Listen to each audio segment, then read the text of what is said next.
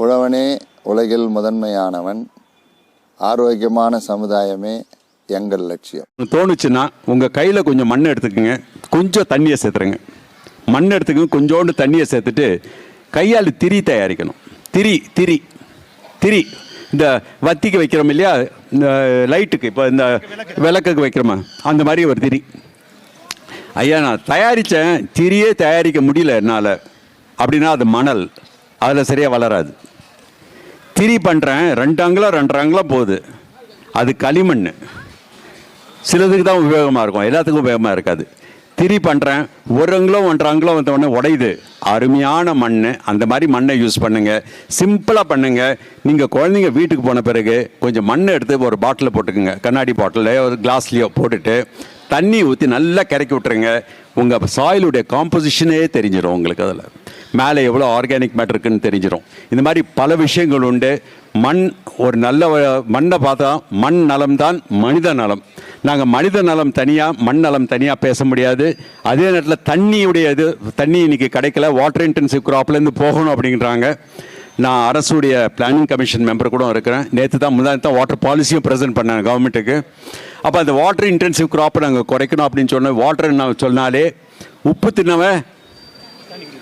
தின்னவன் தண்ணி குடிக்கணும். அதே மாதிரி தான் மண்ணில் உப்பு அதிகமாக போட்டிங்கன்னா நைட்ரேட் நைட்ரோஜனுடைய உப்பு, ஃபாஸ்பேட் ஃபாஸ்பரஸுடைய உப்பு, பொட்டாசியமுடைய உப்பு அதிகமாக போட்டிங்கன்னா மண் என்ன கேட்கும்? தண்ணி கேட்கும். ஸோ நாங்கள் உரத்தை குறைப்போம், எருவை அதிகப்படுத்துவோம், நல்ல ஒரு உணவை உற்பத்தி செய்வோம், மண் நலமாக்குவோம், வளர்கிற பயிர் நல்லா ஆக்குவோம். அதுலேருந்து தான் உங்களுக்கு நலம் வருமே தவிர வெறும் மருந்து சாப்பிட்டோ ஆடத்தோட குடிச்சோ உங்களுக்கு நலம் வராது. மண் நலம், மனித நலம், சுற்றுச்சூழல் நலம். வாழ்த்துக்கள். Which you all the best. Good luck to you all children. Thank you very much. Sir எனக்கு ஒரு 2 கேள்வி சார். மண்புழுவை நம்ம மண்ணில் வேலை செய்ய வைக்கணுமா இல்லை உரக்குழியில் வேலை செய்ய வைக்கணுமா? இது அருமையான கேள்வி. என்னதான் நீங்கள் மண்புழு உரம் தயாரித்து போட்டாலும் உங்கள் மண்ணில் இருக்கிற நேட்டிவ் வேர்ம் அங்கே வந்தால் தான் மண்ணுக்கு மரியாதையை தவிர மண் புழு மண்ணில் தான் இருக்கணுமே தவிர உரத்தொட்டியில் இருக்கக்கூடாது. இன்றைய நேரத்தில் சுத்தமாகவே உங்ககிட்ட ஒன்றுமே இல்லைங்கிற பட்சத்தில் அங்கே வேணால் கொஞ்சோண்டு எருவை தயாரித்து நீங்கள் சேர்த்துக்கலாமே தவிர உங்கள் மண்புழு உங்கள் மண்ணில் வரணும். ஐயா என் மண்ணில் மண்புழு இருக்கா இல்லையா எனக்கு தெரியலங்கிற சந்தேகம் வந்துச்சுன்னா கண்டிப்பாக வயலில் யாராவது சமையல் செய்வாங்க, பாத்திரம்லாம் கழுவுற இடமா இருக்கும், அம்மி வச்சுருக்கிற இடமா இருக்கும், அந்த இடத்துல கண்டிப்பாக புழு இருக்க செய்யும்.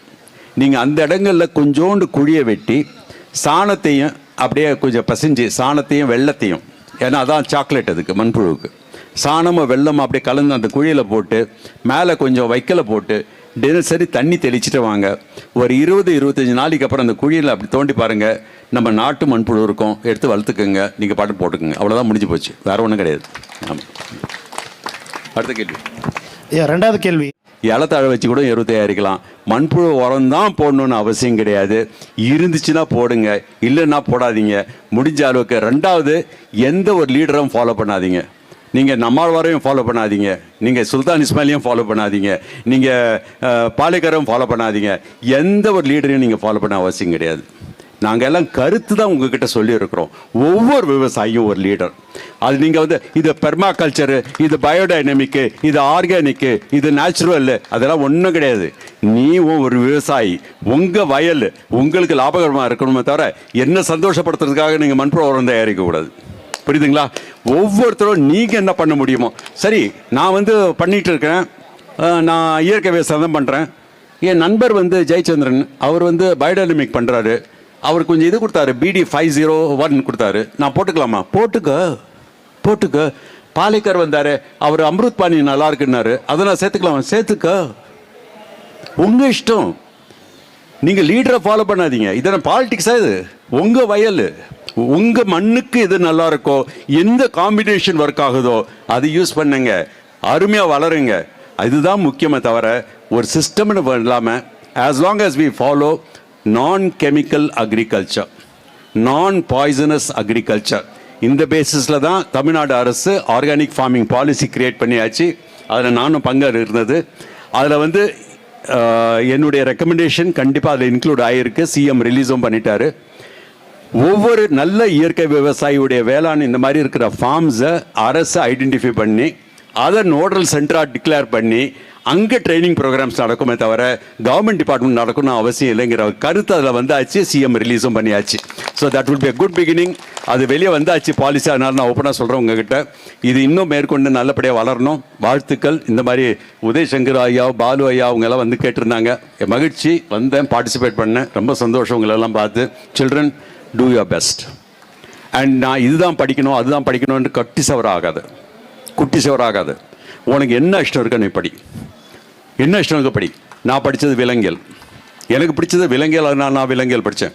ஆனால் நீ வந்து ஸ்டேட் போர்ட் புக்காக படிக்கிற 12th புக்கை எடுத்து பார்த்தேன்னா என்னுடைய ஃபோட்டோவோட என்னை பற்றி எழுதியிருக்கிறாங்க. இதோட பெரிய அச்சீவ்மெண்ட் எதுவுமே கிடையாது வாழ்க்கையில், ரைட்?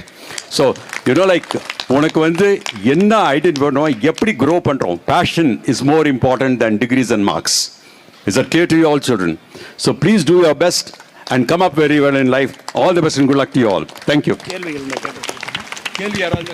உங்களுக்கு யாருக்காவது கேள்வி இருந்தால் நீங்கள் கேட்கலாம் தாராளமாக ஐயா கிட்ட. அது ட்ரிப்பாக இருக்கட்டும், மெயின் வாட்டராக இருக்கட்டும், எப்போதுமே எங்கே ரூட்ஸ் இருக்கோ அங்கே தான் கொடுக்கணுமே தவிர ட்ரங்க் கிட்ட கொடுக்கக்கூடாது. தம்பி நீ என்ன கேட்ட? மண் எப்படி உருவாச்சு ஐயா? மண்ணுக்கு வயசு உண்டா? மண்ணுக்கு வயசு உண்டா? பயங்கரமாக அடிக்கிறாங்க. மண்ணுக்கு சுத்தமாக வயசு கிடையாது. யார் வராங்க?